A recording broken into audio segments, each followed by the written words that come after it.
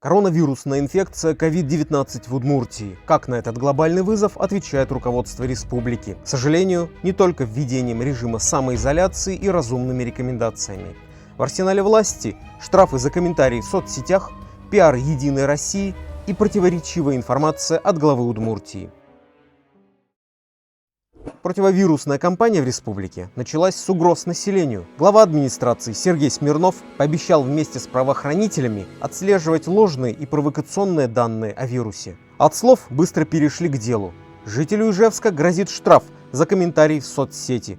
Его обвиняют в распространении недостоверной информации. А как дела с достоверностью у официальных источников? 22 марта Александр Бричалов сообщил о 2 первых случаях заражения коронавирусной инфекцией в республике и добавил: контакты их мы проверили, все результаты отрицательные. Выявлены и лабораторно подтверждены 2 новых случая заражения новой коронавирусной инфекцией. Это родственники первых 2 заразившихся людей.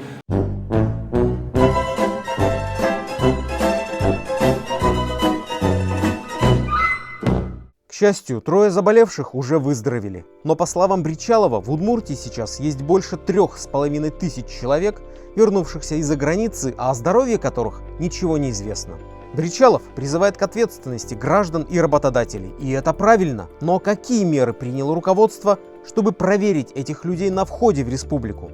Ведь борьба с вирусом – это не только изоляция заболевших, но и быстрое выявление зараженных. Мы видим успешный опыт стран, которые смогли остановить распространение вируса за счет быстрой и массовой диагностики. А что же в Ижевске? У нас работают 2 диагностических центра, в которые невозможно попасть, если ты не прилетел из-за границы или не контактировал с больным. Единственный способ сдать анализ – вызвать скорую при наличии симптомов. Смотрите, на данный момент анализы на коронавирусную инфекцию берутся только по показаниям у тех, кто вернулся из-за границы в ближайшие 14 дней, и те, кто контактировал непосредственно с выявленными заболевшими. Вам мы можем посоветовать следить за своим самочувствием, и при появлении первых признаков ОРВИ, таких как высокая температура, сильный кашель, боли в грудной клетке, затруднение дыхания, боли в мышцах, в таком случае вы можете позвонить в скорую, либо позвонить в поликлинику, чтобы врач пришел к вам сам. Но Бричалов сам говорит, что о 3500 приехавших из-за рубежа ничего не известно.